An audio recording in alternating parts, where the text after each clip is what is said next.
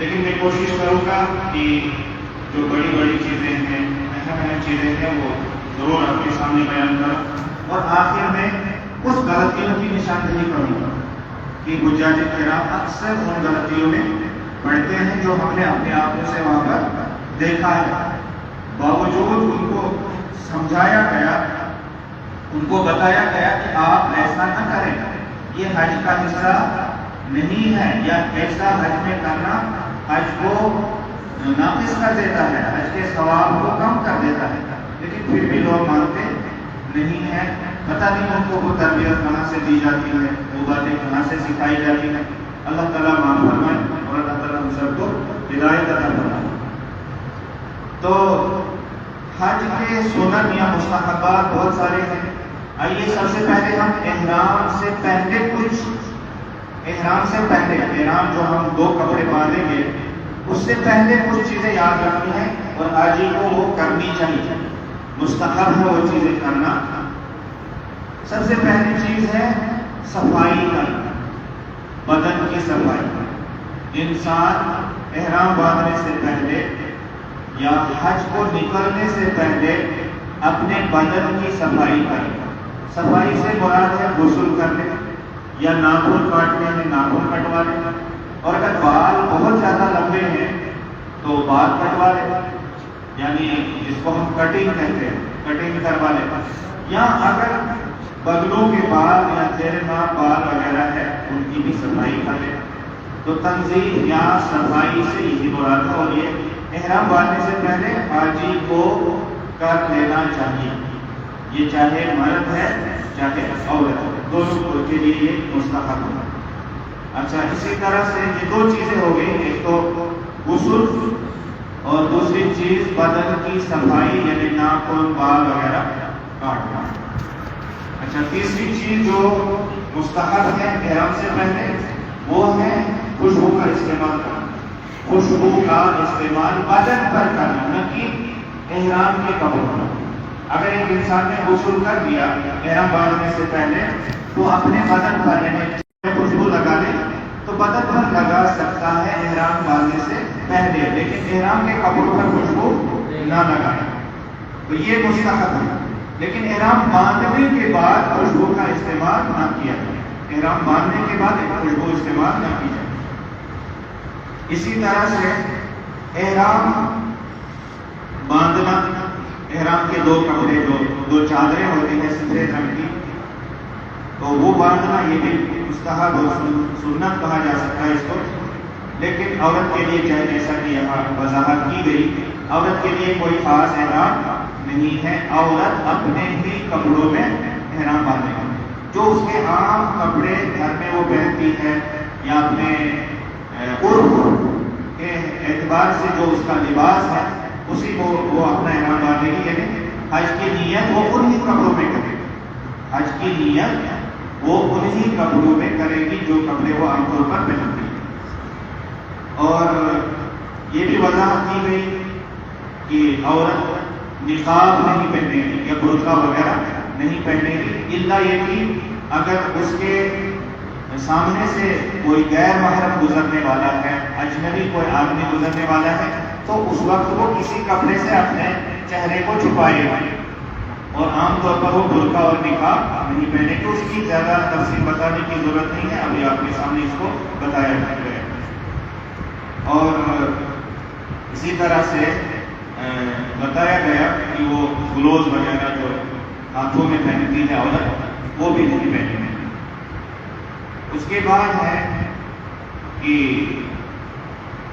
ایک حاجی احرام کی نیت کرے گا، یعنی حج کی نیت کرے گا، احرام میں داخل ہوگا۔ کیسے داخل ہوگا؟ اس لیے ایک تو یہ ہے کہ 2 کپڑے پہنے گا، 2 کپڑے وہ پہنے گا، ایک کو تہبند بنائے گا جس کو ازار کہا جاتا ہے، دوسرے کو اوپر سے اوڑھ لے گا، اوپر سے وہ اپنی اس چادر کو اوڑھ لے گا، تو یہ 2 کپڑے پہنے گا، اور اسی طرح سے وہ جب میقات پر پہنچے گا تو وہاں پر وہ حج کی نیت کرے گا، اللہم لبیک، کیونکہ آپ حج تمتع کریں گے سبھی، تو آپ وہاں میقات پر پہنچ کر اللہم لبیک عمرتن کہیں گے، اللہم لبیک عمرتن کہیں گے. اور اس طرح سے جیسے آپ کو بتایا گیا ومتمتعا بہا الی الحج اگر آپ کہیں گے تو زیادہ بہتر ہے.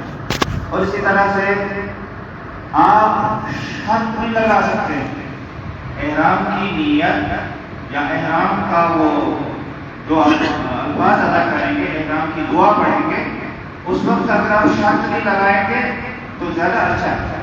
وَإِنْ حَبَسَنِي حَابِسٌ فَمَحَلِّي حَيْثُ حَبَسْتَنِي، اگر کسی چیز نے مجھے رکاوٹ ڈالی تو میں اسی جگہ ہلاک ہو جاؤں گا جہاں پر وہ رکاوٹ مجھے پیش آئے گی. تو اس طرح سے اگر شرط بھی لگا لے حاجی تو یہ بھی اس کے لیے جائز ہے.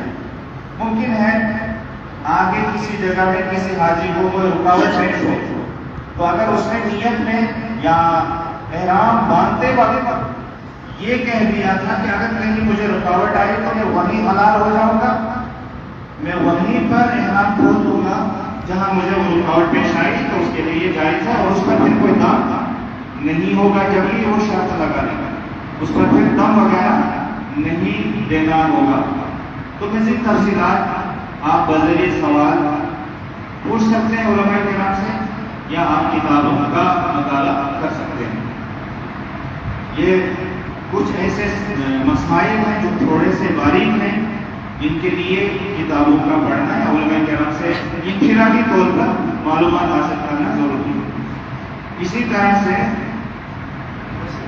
جب میقات پر وہ احرام باندھے گا، اگر وہ فرض نماز کا وقت ہے تو احرام کو فرض نماز کے بعد باندھے گا. اگر وہ میقات پر پہنچا ہوا ہے، حاجی میقات پر یعنی جہاں سے احرام باندھنا ہے، جہاں سے نیت کرنی ہے. مثال کے طور پر آپ مدینہ سے حج کے لیے جا رہے ہیں، آپ ذوالحلیفہ میں اور ذوالحلیفہ میں مسجد میقات وہاں پر آپ احرام باندھ رہے ہیں، تو وہاں پر آپ ظہر کی نماز پر پہنچے. ابھی آپ ظہر سے پہلے غسل کریں گے، باقی چیزیں انجام دیں گے، لیکن احرام آپ ظہر نماز پڑھنے کے بعد باندھیں گے. اور اس کے بعد آپ گاڑی میں سوار ہو کر مکہ کے لیے تلبیہ پڑھتے ہوئے روانہ ہو جائیں گے. اللہ لبیک اللہم لبیک لبیک لا شریک لک لبیک ان الحمد والنعمت لک والملک لا شریک لک. اس طرح سے یہ تلبیہ پڑھتے پڑھتے آپ مکہ کے لیے روانہ ہو جائیں گے. لیکن اگر نماز کا وقت ہو نہیں، مثلا 10 بجے کا وقت ہے، صبح 11 بجے کا وقت ہے، تو پھر احرام باندھنے کے بعد کیا 2 رکعت نماز پڑھنی ہے یا نہیں پڑھنی ہے؟ اس کے بارے میں علماء کے 2 قول ہیں. اس نماز کے تعلق سے کوئی ایسی روایت نہیں ملتی ہے جس سے ہم یہ کہیں کہ یہ 2 رکعت احرام کے لیے پڑھنی ہے یا احرام کی کوئی سنت نہیں. البتہ علماء کرام نے لکھا ہے اگر کوئی پڑھ دے تو اس کو بھی ہم منع نہیں کر سکتے.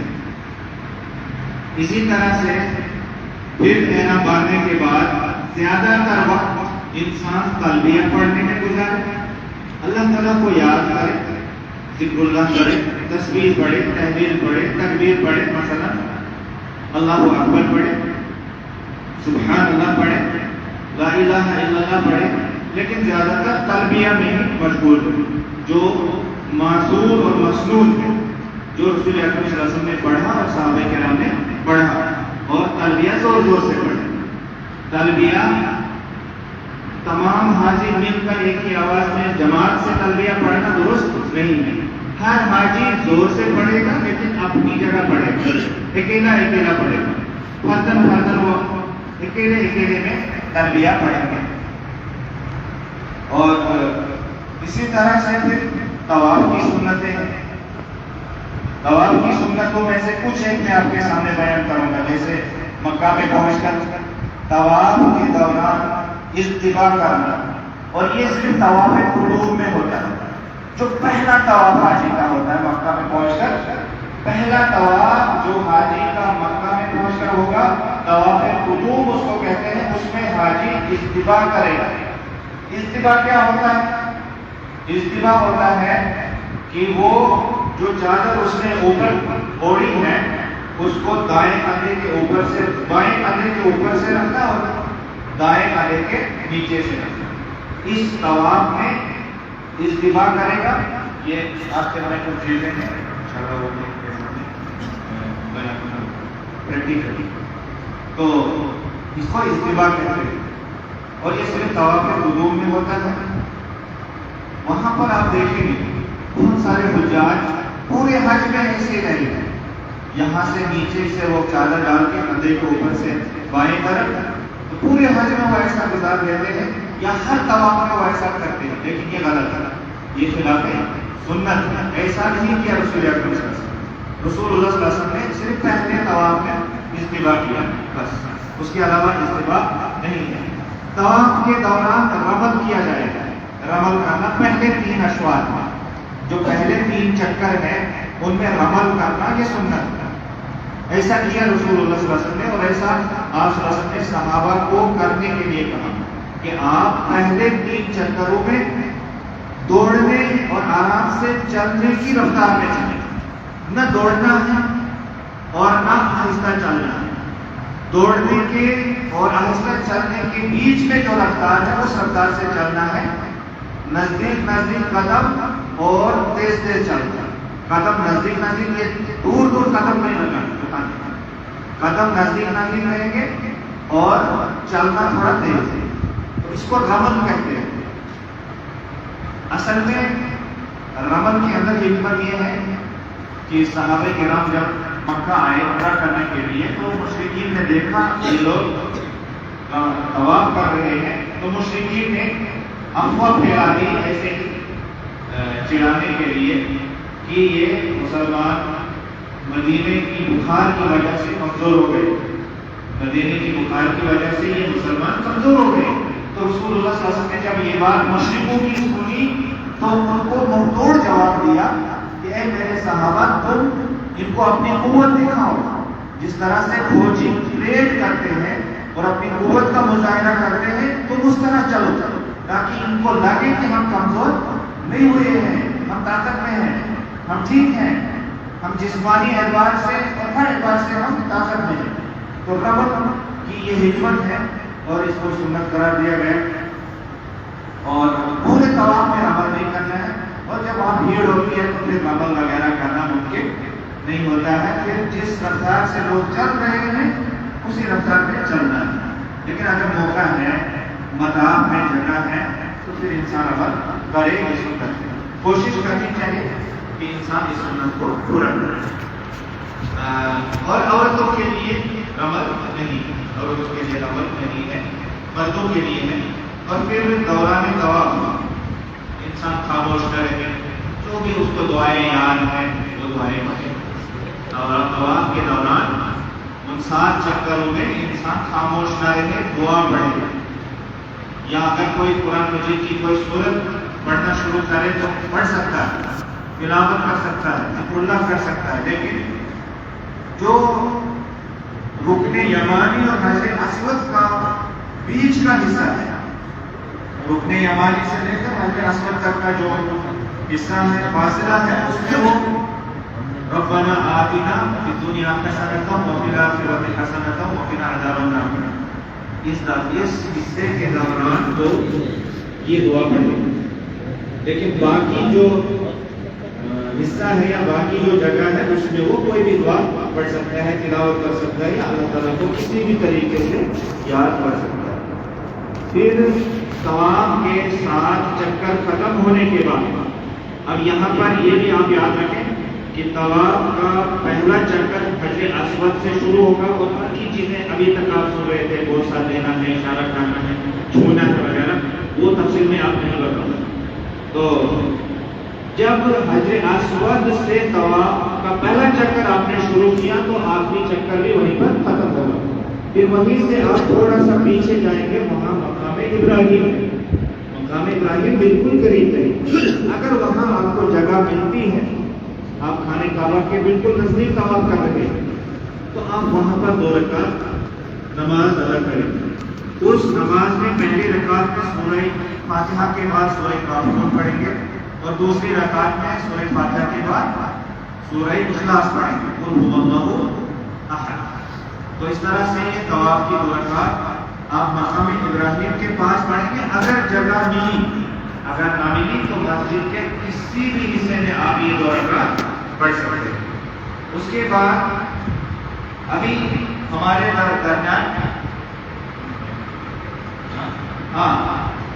وہ مجھے یاد دلا رہے ہیں کہ پہلے یہ جو عمرہ کا جو طواف قدوم کا جو طواف ہے، یہ جب مکمل ہوگا تو آپ کو یہ احرام اوپر سے پورا بند کر لیں، دونوں کندھوں کو بند کر لینا. آپ وہ استباع نہیں رکھنا ہے، استباع کو آپ برقرار نہیں رکھنا ہے. اور دوسری بات ہم ابھی اس پر بحث کر رہے تھے کہ طواف کی 2 رکعات پڑھنے کے بعد کیا دوبارہ حجر اسود کو چھونا ہے یا بوسہ کرنا ہے.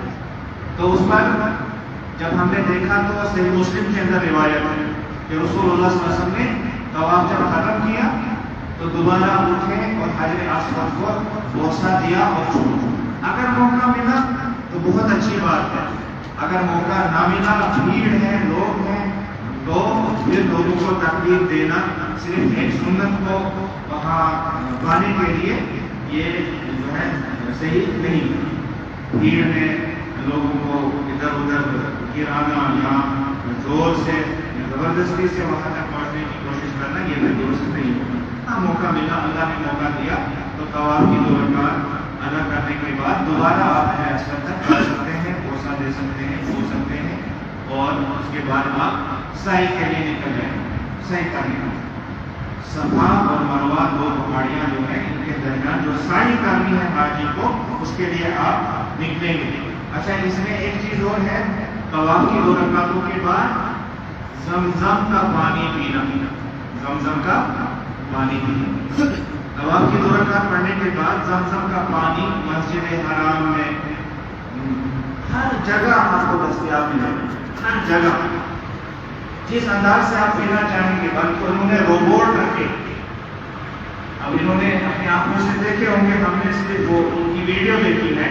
روبوٹ ہے، روبوٹ خودکار مشینیں خود ہی چلتی ہیں بوتلیں لے کر، اور حاجی اس سے بوتل اٹھاتے ہیں زمزم کی اور پیتے ہیں، اور روبوٹ آگے بڑھتا ہے. تو جہاں چاہیں گے آپ زمزم آپ کو مل جائے گا. اور زمزم پیٹ بھر کر پینا، پیٹ بھر کر پینا، دل نہ کرے تب بھی پینا. اتنا زیادہ زمزم پینا یہ رسول اکرم صلی اللہ علیہ وسلم کی سنت، پینا چاہیے. اور تفصیلات میں نہیں جاتی اور اجازت نہیں دے رہا ہے. اس کے بعد سعی ہے، صفا اور مروہ کی طرف جانا اور صفا پہاڑی سے سعی کو شروع کرنا، اور چڑھتے چڑھتے ان الصفا والمروہ من شعائر اللہ کی آیت پڑھنا. ابدأ بما بدأ اللہ بہ، یہ بھی پڑھنا، یہ سنت ہے. رسول اکرم صلی اللہ علیہ وسلم جب صفا کی طرف گئے سعی کو انجام دینے کے لیے تو آپ نے چڑھتے چڑھتے اس آیت کو پڑھا اور پھر یہ بھی پڑھا ابدأ بما بدأ اللہ بہ، میں اسی سے شروع کرتا ہوں جس سے اللہ نے شروع کیا. کیا مطلب ہے اس کا؟ مطلب یہ ہے کہ اللہ نے قرآن مجید کے اندر پہلے صفا کا ذکر کیا، پھر مروہ کا ذکر کیا. اب سعی کہاں سے شروع ہوگی؟ صفا سے شروع ہوگی، مروہ پر پہلا چکر ختم ہوگا، مروہ سے صفا کا دوسرا چکر ختم ہوگا. تو اس طرح سے آنے میں ایک چکر، جانے میں ایک چکر، تو یہ 7 چکر پورے کرنے ہیں. سعی صفا سے شروع ہو کر مروہ پر ختم ہو جائے گا. اسی گیٹ سے نکل کر آگے بالوں کو مڑوانا ہے یا بالوں کو کاٹنا ہے، جیسے ابھی اس کی تفصیل آپ کے سامنے بیان کی گئی، اس میں میں نہیں جانا چاہتا. البتہ میں صفا اور مروہ کے بارے میں اتنا کہوں گا کہ یہ بھی سنت ہے کہ صفا کی پہاڑی کے اوپر چڑھ جائیں، اوپر تک چڑھنا یہ سنت ہے. پھر خانہ کعبہ کی طرف منہ کرے اور ہاتھ اٹھا کر دعا کرے، اور وہ دعا بھی آپ کو سنائی گئی.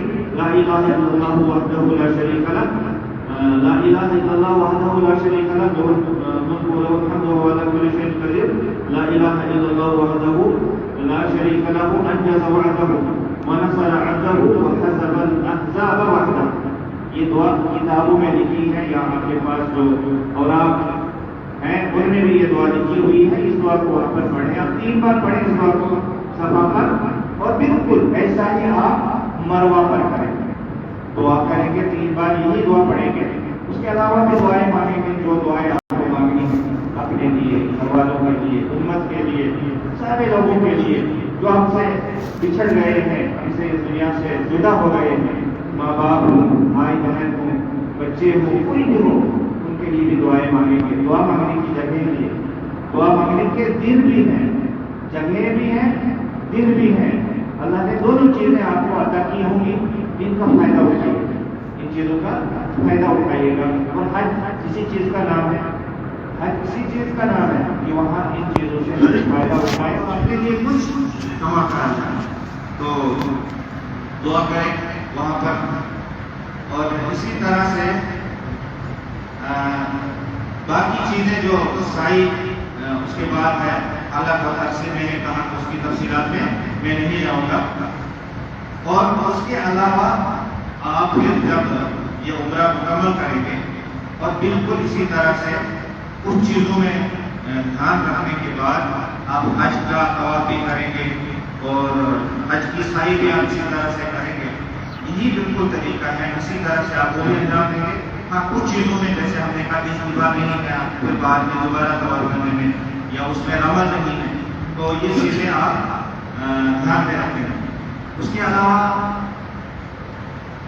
سائی کے دوران ایک اور چیز ہے, اس میں جو بیچ میں 2 سبز نشان آئے ہیں, صفا اور مروہ کا جو علاقہ ہے یا جو بلڈنگ, اس میں بیچ میں 2 سبز نشان آئے ہیں. ان 2 سبز نشانوں کے درمیان میں مردوں کو دوڑنا ہے, مردوں کو دوڑنا ہے, لیکن عورتوں کو دوڑنا نہیں ہے. عورتوں کے لیے آسانی ہے کہ وہ اپنی رفتار سے چلیں, اپنی جو ان کی چال ہے وہ اسی چال سے چلتی رہتی ہے. باقی اس کے بعد حج کا 8 ذوالحج سے لے کر 13 ذوالحج تک آپ کو کیا کرنا ہے دوبارہ بتانے کی ضرورت نہیں. اس لیے میں افتا کی طرف آؤں گا جو غلطیاں ہو جانے کے نام سے ہوتی ہیں. تو سب سے پہلی غلطی وہ میں آپ سے نہیں کہہ رہا ہوں, میں حجاج کرام کی حالت بیان کروں گا جو میں نے وہاں دیکھا تھا. ٹھیک ہے, وہ غلطی میں بیان کروں گا. آپ کے لیے میں یہ نہیں کہہ رہا ہوں. اللہ تعالیٰ نے آپ کو توفیق دی, آپ نے علم حاصل کیا, آپ نے پڑھا, آپ نے پوچھا, آپ نے سمجھنے کی کوشش کی ہے. اللہ تعالیٰ آپ کا یہ سارا قبول کرے. عمومی طور پر یہ صرف یہاں کے حجاج کی بات نہیں ہے, پوری دنیا کی حالت یہی ہے. جہالت ہے دین سے بھی, تو یہ ہماری بولی ہے. وہ یہ ہے کہ پہلی غلطی یہی ہے کہ مسلمان کسی بھی عبادت کو بغیر علم کے, بغیر پوچھے, بغیر سمجھے ادا کرنا شروع کر دیتا ہے. مجھے بتائیے کوئی بھی کام جب ہم جاننے کے بغیر شروع کریں گے وہ صحیح ہوگا؟ دنیاوی کام کو لے لیجیے, بغیر جاننے کے اگر ہم کوئی بھی کام بغیر سیکھنے کے شروع کریں گے وہ کہاں صحیح ہوگا؟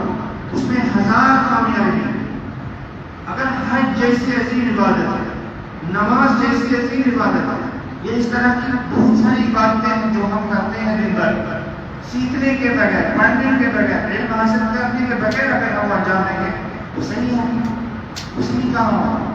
جب صحیح نہیں ہوگی تو قبول کہاں ہوگا؟ پہلے قبول ہونے کے لیے شرط ہے صحیح ہونا, اور صحیح عبادت تب ہوگی جب اس کے بارے میں ہم پڑھیں گے. اگر پڑھ نہیں سکتے ہیں تو علماء سے پوچھیں گے تو عبادت صحیح ہوگی, پھر جا کر اللہ تعالیٰ قبول بھی کرتا ہے. تو پہلی غلطی ہمارے حجاج کرام یہ کر لیتے ہیں کہ وہ پڑھتے نہیں ہیں, بس وہ یہ سمجھتے ہیں کہ ہم پیسہ بھر دیں گے اور ٹور والے ہمیں سوار کر کے پہنچا دیں گے اور پھر ہم کچھ مقامات کو دیکھ لیں گے ان آنکھوں سے اور اس کے بعد ہمیں وہ واپس گھر پہنچا دیں گے. وہ یہی ہمیں سمجھتے ہیں وہاں کچھ کرنا ہے, وہاں کچھ پڑھنا ہے, وہاں کہیں جانا ہے. وہ اس چیز کا وہ خیال نہیں کرتے, اس چیز کو وہ نہیں اہمیت دیتے. وہ اتنا اہمیت دیتے کہ ہم جائیں گے, ہم گئے, آ گئے, بس ہو گئے. تو یہ غلطی انشاءاللہ آپ سے نہیں ہوئی. آپ نے پہلے پڑھا, جانا, اللہ تعالیٰ بس آپ کو عمل کرنے کی توفیق دیتا ہے.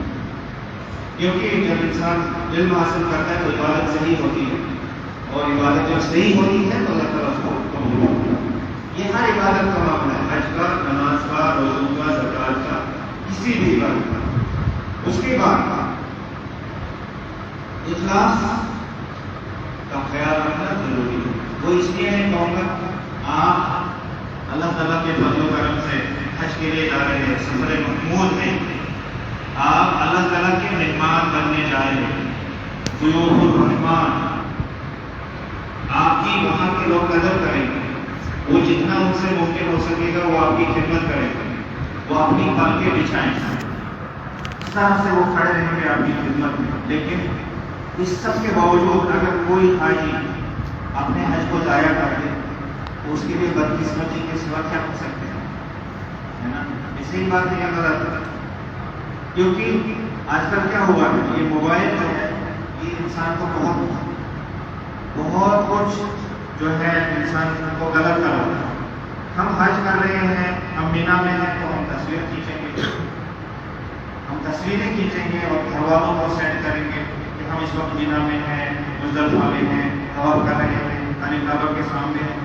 ممکن ہے کسی وقت ضرورت پیش آ جائے اس چیز کی، آپ نے اپنے گھر والوں کو اچانک انہوں نے آپ کو ویڈیو کال کی، آپ نے اچانک ان کو طواف کرتے کرتے ان سے بات کی، وہ الگ بات، لیکن ایک مقصد ہی یہی بنا دینا کہ ہمیں مدینہ میں جائیں، مکہ میں جائیں، عبادت کریں، نماز پڑھیں تو تصویریں اٹھائیں، یہ ریا ہے، یہ تو ریا میں جائے گا، پھر حج کا کیا فائدہ؟ تو کوشش کرنی ہے کہ یہ ان چیزوں سے ہم، یہ غلطی ہے، اس غلطی میں ہم نہیں پڑیں گے، اور یہ غلطی ہم سب سے ہوتی ہے۔ ہم یہاں نماز پڑھتے ہیں تو ہم تصویریں کھینچتے ہیں، تو کچھ بھی ایک تو ہوتی ہے ضرورت کی بات الگ ہے، لیکن بغیر ضرورت کے لیے دن بھر ہمارا کام یہی رہے گا کہ بھائی تصویریں کھینچو، گھر والوں کو سینڈ کرو اور ان کو بتاؤ آج ہم نے یہ کیا، پھر وہ کیا، اس کی کوئی ضرورت نہیں۔ بس اپنے حج کو بچائیے، اپنی عبادت کو بچائیے، وہ اپنے اللہ کے لیے کیا ہے، لوگوں کے لیے نہیں کیا ہے۔ یہ غلطی انشاءاللہ آپ سے نہیں ہوگی، اور ہم سب کوشش کریں گے، ہم چاہے یہاں ہیں یا وہاں ہیں، کہیں بھی ہیں، ہم عبادات کو ضائع نہیں کریں گے۔ اور اس کے علاوہ بہت ساری غلطیاں ہیں، خاص کر شرکیات سے دور رہنا ہے، اور الحمدللہ مجھے حسن ظن ہے اور یقین ہے کہ آپ سبھی اس سے دور شرکیات سے، کیونکہ اگر حج کیا اور اس کے بعد تھوڑا سا بھی شرک انسان نے کر لیا، کسی سکون کو ہی برکت کے لیے چھوڑ دیا، کیونکہ یہاں سے آپ نے دیکھا بہت سارے ہو جاتے ہیں، تو وہ ستونوں کو، پتھروں کو، پتہ نہیں، مٹی کو اٹھاتے ہیں، ہاتھ کی مٹی کو اٹھا کر لاتے ہیں، باندھ کے رکھتے ہیں کپڑے میں، اور یہاں سمجھتے ہیں کہ اس میں شفا ہے یا کیا ہے یا کچھ ہے، یہ چیزیں نہیں ہیں، ان چیزوں سے دور رہنا ہے۔ یہ شرکیات میں سے حج کر کے پھر یہ کام کر کے اس کو ضائع کر دینا، برباد کر دینا، ثواب ضائع کر دینا حج کا، ان چیزوں سے بچنا، ان چیزوں سے بچنا ہے۔ حجاج کرام کو ہم بڑا فروغ لگا کے یہ نصیحت کریں گے۔ وہ حج ہمیں سکھاتا ہی ہے کہ بھائی ہم عبادت سے اللہ رب العالمین کی کرتے ہیں، اسی سے ہم سب کچھ مانگتے ہیں، شفا ہو، برکت ہو، رحمت ہو، اولاد ہو، رزق ہو، روزگار ہو، کچھ بھی ہو، وہی دینے والا، اور یہ ہماری پریشانی تو اسی کے سامنے رکھے۔ ہماری دل کی عبادت ہے، زبان کی عبادت ہے، آنکھ کی عبادت، کان کی، ہاتھ کی، جو بھی عبادت ہماری ہے وہ اسی کے لیے، اس کو بھی ضائع نہ کیا جائے۔ یہ اتنا پیسہ خرچ کرنا، اتنی تکلیف اٹھانا، اتنی مشقت اٹھانا، چھٹانا اپنے آپ کو، اور پھر تھوڑی سی غلطی کر کے، شرک کر کے اگر انسان اس کو ضائع کر دے تو میرے خیال سے پھر نہ جانا بھی کتنے فائدہ ہونا چاہیے۔ تو ان چیزوں سے دور رہنا، اور ابھی ہم سنتوں کی بات کر رہے تھے، اس کا مطلب یہ ہے کہ بدعات سے دور رہنا ہے۔ سنت کی مخالفت ہی بدعت ہوتی ہے، جب سنت کی مخالفت کریں گے تو یہ بدعت ہوتی ہے، تو ان سے بھی ہم بچیں گے۔ اور اس کے علاوہ اگر دیکھا جائے تو اس کتاب کا آدھا حصہ اسی سے بھرا ہوا ہے کہ حجاج کرام کہاں کہاں کیا کیا غلطیاں کرتے ہیں، تو میرے خیال سے اتنا وقت ہمارے پاس نہیں ہے کہ ان ساری چیزوں کو بیان کیا جائے، لیکن پھر بھی اگر آپ چاہیں تو میں آپ کے سامنے کچھ چیزیں بیان کروں گا۔ مثلا احرام کی کچھ غلطیاں ہیں۔ کہ اگر کوئی حاجی نیت کرنے کے بغیر، حج کی نیت کرنے کے بغیر، احرام باندھے بغیر میقات سے گزر جاتا ہے، کیا ہے یہ غلطی؟ نیت اس کو احرام پر کرنی ہے، تو وہ نیت کرنے کے بغیر اگر میقات سے آگے گزر جاتا ہے تو یہ غلطی ہے، اس سے اس کا واجب پورا نہیں ہوتا۔ اور اسی طرح سے یہ غلطی ہے کہ آپ نے سنا ہوگا یا کم سے کم اگر کسی نے حج کیا تو اس نے دیکھا بھی ہوگا کہ بہت ساری عورتیں یہ سمجھتی ہیں کہ ان کا بھی کوئی احرام ہے خاص، تو یہ بھی غلطی ہے۔ عورتوں کے لیے کوئی خاص احرام نہیں، کوئی خاص احرام نہیں عورتوں کے لیے۔ آپ دیکھیں گے یہاں سے جا کر کہ وہاں مختلف ملکوں سے مختلف لباس میں عورتیں بھی ہیں، خاص لباس ہے ان کا احرام کے طور پر، لیکن اس کی کوئی دلیل نہیں ہے۔ شریعت کے جو دلائل ہیں ان نے ایسا کہیں ذکر نہیں ہے کہ عورت کے لیے کسی خاص رنگ کا، کسی خاص قسم کا لباس احرام قرار دیا گیا۔ اس کا وہی احرام ہے جو لباس وہ پہنے ہوئے ہیں، جو عام لباس اس کا ہے۔ اور اسی طرح سے طواف کے اندر غلطیاں کرتے ہیں حجاج کرام، مثلا کہ حجاج کرام جب طواف کرتے ہیں اصل میں رکن یمانی کو چھونا ہے لیکن چومنا نہیں ہے، نہ ہاتھ کو چومنا ہے نہ اس جگہ کو چومنا ہے۔ اور اسی طرح سے حجر اسود کو اگر موقع ملے تو چومنا ہے یا چھونا ہے، یا اگر انسان دور ہو پھر اشارہ کرنا ہے اللہ اکبر کہتا ہے۔ لیکن آپ وہاں جب پہنچیں گے تو آپ دیکھیں گے کہ خانہ کعبہ کے چاروں طرف آپ لوگ دیکھیں گے کہ انہوں نے وہ چھو رہے ہیں، چوم رہے ہیں، اپنے سینے کو خانہ کعبہ سے لگا رہے ہیں، تو یہ سب کرنا غلطی ہے۔ حجاج کرام یہ غلطیاں کرتے ہیں، ان سے بچیں۔ اگر حجر اسود کو چھونے کا موقع ملے، چومنے کا موقع ملے تو ٹھیک ہے، اس کے بارے میں اس کو ہم بھی سنت کرتے ہیں، لیکن پورے خانہ کعبہ کو چھونا یا چومنا یا گلے سے لگانا یا خانہ کعبہ کا وہ گلا پکڑ کر رکھنا، یہ کسی بھی حدیث میں نہیں، کسی بھی طرح سے یہ صحیح نہیں، یہ درست نہیں، یہ غلطیاں حجاج کرام کرتے ہیں، ان سے بچنا ہے۔ اور اسی طرح سے طواف کے اندر بعض حجاج کرام زور زور سے دعائیں پڑھتے ہیں اور باجماعت دعائیں پڑھتے ہیں، زور زور سے دعائیں پڑھتے ہیں، باجماعت دعائیں پڑھتے ہیں، بلکہ ایک پڑھتا ہے اور دوسرے اس کے پیچھے دہراتے ہیں۔ یہ بھی ایک طریقہ اپنایا ہے حجاج کرام نے، لیکن یہ سب غلط ہے، یہ بھی غلط ہے۔ اور لوگوں نے ہر چکر کی الگ دعا بنائی ہے، وہ بھی غلط ہے۔ ہر چکر کی کوئی خاص دعا کسی بھی حدیث میں نہیں ہے، جو دعا آپ کو یاد ہے وہ دعا کرو۔ ہر چکر کی ہر دعا خاص دعا بنانا یہ کہیں صحیح سے ثابت نہیں ہے۔ اچھا، اسی طرح سے ہجر اسماعیل کے اندر سے اگر کوئی چکر لگاتا ہے تو وہ صحیح نہیں ہے۔ ہجر اسماعیل خانہ کعبہ کے بالکل ساتھ میں جو ہے خانہ کعبہ کا ہی وہ حصہ ہے، لیکن وہاں چھوٹی سی دیوار بنی ہے گول سی، اس کے اندر سے طواف نہیں کریں گے، طواف اس کے باہر سے ہی کریں گے۔ اس کے اندر سے کسی نے چکر لگایا تو وہ اس کا طواف درست نہیں ہے، کیونکہ اس کا مطلب ہوا کہ اس نے خانہ کعبہ کے باہر سے طواف نہیں کیا، اس نے آدھا طواف خانہ کعبہ کے باہر سے کیا اور آدھا اندر سے کیا، تو وہ اس کا چکر پورا نہیں ہوا۔ تو خانہ کعبہ کے باہر سے طواف کرنا، ہجر اسماعیل کے باہر سے بھی ساتوں چکر پورے کریں۔ اور اسی طرح سے رمل ساتوں چکروں میں کرنا، طواف کے جو 7 چکر ہیں ان میں سے 3 میں رمل کرنا سنت ہے، لیکن بہت سارے حجاج 7 چکروں میں رمل کرتے ہیں، وہ غلط ہے۔ 3 میں کرنا صحیح ہے، لیکن باقی جو 4 ہیں ان میں کرنا وہ بھی غلط ہے، وہ غلط ہے، وہ خلاف سنت ہے، اس سے پرہیز کیا جائے۔ اور اسی طرح سے جیسے ابھی اس کی وضاحت ہوئی کہ حجر اسود کو بوسہ دینے کے لیے لوگوں کے ساتھ لڑائی کرنا، جھگڑا کرنا یا زور لگانا، لوگوں کو گرانا، تو اس کے لیے زبردستی کرنا تو یہ درست بات نہیں ہے۔ اسی طرح سے اب میں تفصیلات میں نہیں جاؤں گا، کچھ پریکٹیکل چیزیں بھی ہیں جو میں دکھانا چاہتا ہوں. وہ یہ ہے کہ جب آپ مینا جائیں گے تو مینا کی جو باؤنڈریز ہیں، مینا کے جو حدود، ان کے اندر رہنے کی کوشش کریں. اگر باہر رہیں گے تو یہ غلطی ہے. اس خطرہ سے، اس غلطی سے بچنے کی کوشش کریں. مزدلفہ میں آپ کو رات کو قیام کرنا ہے تو آپ باؤنڈریز کو دیکھتے، وہاں بورڈ لگے ہیں، اردو میں، انگریزی میں، عربی میں، دنیا کی بہت سارے زبانوں میں بورڈ لگے ہیں، بڑے بڑے بورڈ لگے ہیں. ان کے باوجود بھی لوگوں کو ہم نے دیکھا ہے کہ وہ باؤنڈری سے باہر رہتے ہیں، کیونکہ اندر بھیڑ ہوتی ہے.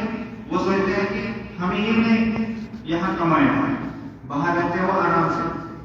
تو یہ غلط ہے. باؤنڈریز کا آپ خیال رکھیں گے، باؤنڈریز کے اندر، حدود کے اندر رہنا، تبھی آپ کا وہ واجب یا وہ رکن آپ کا پورا ہوگا. اگر باؤنڈریز یہاں سے جا کر وہاں آپ کہیں دور رہے، کہیں کسی پارک میں بیٹھے رہے، سڑک کے کنارے بیٹھے رہے، اس جگہ گئے نہیں، پھر کیا پڑے گا؟ تو یہ باؤنڈریز کا آپ دیکھیں گے، بورڈ لگے ہیں، کہاں سے شروع ہوتی ہے باؤنڈری اور کہاں پر ختم ہوتی ہے، سب چیزیں واضح ہیں، مشکل کچھ بھی نہیں ہے. یہاں ابھی جو جمرات میں رمی کرنے کی بات چلی تھی، جہاں جس کو ہم کہتے ہیں نا شیطانوں کو کنکر مارنا، اس کی بات چلی تھی. انہوں نے دیکھا ہوگا ہمارے زمانے میں بھی وہاں پل بنے تھے، کنکر مارنے کے لیے، جانے کے لیے، آنے کے لیے راستے الگ الگ. لیکن اب 4 منزلہ باضابطہ طور پر عمارت بنی ہوئی ہے، وہ عمارت بن چکی ہے. اس میں آنے کے لیے راستے الگ ہیں، جانے کے لیے راستے الگ ہیں، اور کوئی خطرہ نہیں، بالکل بغیر کسی ٹینشن کے ایک حاجی آرام سے جا سکتا ہے. بلکہ چھوٹا بچہ بھی جا سکتا ہے، خاتون بھی جا سکتی ہے، کمزور لوگ بھی جا سکتے ہیں. 4 منزلہ عمارت میں آنے کے راستے الگ، جانے کے لیے الگ، کہاں بھیڑ ہوگی؟ یہ اگر کبھی بھیڑ ہوتی ہے وہ کسی شرارت کرنے والے کی شرارت ہوتی ہے، ورنہ وہاں کی انتظامیہ نے تمام طریقوں سے وہاں مکمل انتظامات کیے ہوتے ہیں. وہ پھر ظاہر ہو جاتے ہیں وہ شرارت کرنے والے بھی وہ کون ہوتے ہیں. تو بہرحال تبھی ایسا کچھ ہوتا ہے جب کوئی ایسا شرارت کرنا چاہتا ہے یا اللہ تعالیٰ کو کچھ منظور کرنا ایسا. ہاں، تو وہ پہلے جگہ کی بھی انہوں نے سے کہا کہ پہلے وہ پل وغیرہ یا عمارت یا راستے نہیں بنے تھے، لیکن اب اس کی کوئی ایسی بات نہیں ہے. اس چیز میں آپ بے فکر ہیں، الحمدللہ اب سارے انتظامات مکمل ہیں. تو تفصیل میں نہیں جائیں گے، اگر بیان کریں گے تو اس میں بہت زیادہ وقت لگے گا. اور ابھی گرمی بھی بڑھ رہی ہے کیونکہ بجلی چلی گئی ہے. یہاں سب سے پہلے یہ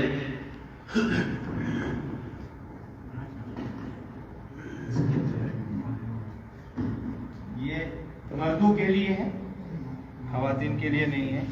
اچھا ٹھیک ہے. تو بہرحال پہلے ہم ازار باندھنا سکھائیں گے، پھر چادر. تو ازار تقریباً اس کے باہر سے آپ بیلٹ بھی باندھتے ہیں. ازار تقریباً اس طرح سے. اب 8-9-10 سال کے بعد میں پھر سے یہ کام کر رہا ہوں، میں بھول چکا ہوں گا. تو اس طرح سے آسان رہتا ہے. آپ باندھیں گے، اس کے باہر سے بیلٹ، وہ جو آپ کے پاس ہوگا یا آپ کو دیا جائے گا. تو یہ ہے ازار باندھنے کا طریقہ. اس کے بعد چادر، جیسے عام طور پر ہم چادر اوڑھتے ہیں یہ، لیکن اگر استوا کرنا ہے پہلے طواف میں تو وہ ایسے، یہ کندھا کھلا چھوڑنا، تو بائیں کندھے کے اوپر سے چادر رکھنا، یہ استوا ہے. ابھی یہ تو احرام تھے اور وہ آپ نے سن لیا کہ سلا ہوا کوئی بھی کپڑا نہیں پہننا. مرغا بھی نہیں، مثلا اگر استفا آپ کو بھول گیا، چھوٹ گیا، ہاں اگر بھول گیا کوئی حرج نہیں ہے اس میں. یہ واجبات میں سے نہیں ہے، یہ سنن میں سے ہے، مستحبات میں سے. تو یہ عورتوں کے لیے ہے، یہ مردوں کے لیے، معذرت ہوں، مردوں کے لیے ہے، عورتوں کے لیے یہ سب نہیں. اور مردوں کے لیے یہ بھی ہے کہ سلا ہوا کوئی بھی کپڑا، صرف بس 2 چادریں بدن پر ہونی چاہیے، ایک ازار اور اوپر والی چادر بدن پر ہونی چاہیے، اور کوئی کپڑا وغیرہ اندر کے کپڑے وغیرہ کچھ بھی نہیں پہنے گے بس. اس کے علاوہ رمل ہے. ابھی رمل کی بات چلی تھی. طواف کے پہلے 3 چکروں میں رمل کرنا ہے. تو اس میں تھوڑا سا ایسے ایسے چلنا, قدم نزدیک نزدیک اور تیز تیز چلنا. دوڑ بھی نہیں لگانی ہے اور قدم بھی زیادہ جو ہے لمبے نہیں اٹھانے. ابھی تو انسان لمبا قدم اٹھاتا ہے وہ بھی نہیں کرتا. 3 چکر پہلے 3 چکروں میں یوں کر کے ایسے ایسے. وہ اب اگر آپ پہلے پہنچ گئے تو آپ کو موقع ملے گا رمل کرنے کا. بھیڑ کم ہوگی, مطار کھلا ہوگا. لیکن اگر آپ 10-15 دن کے بعد گئے تب تک لوگ آ جاتے ہیں دوسرے ملکوں سے حجاج کرام پہنچ جاتے ہیں. پھر مطار کی جگہ کم ملتی ہے, پھر رمل وغیرہ کرنے کی گنجائش نہیں ہوتی.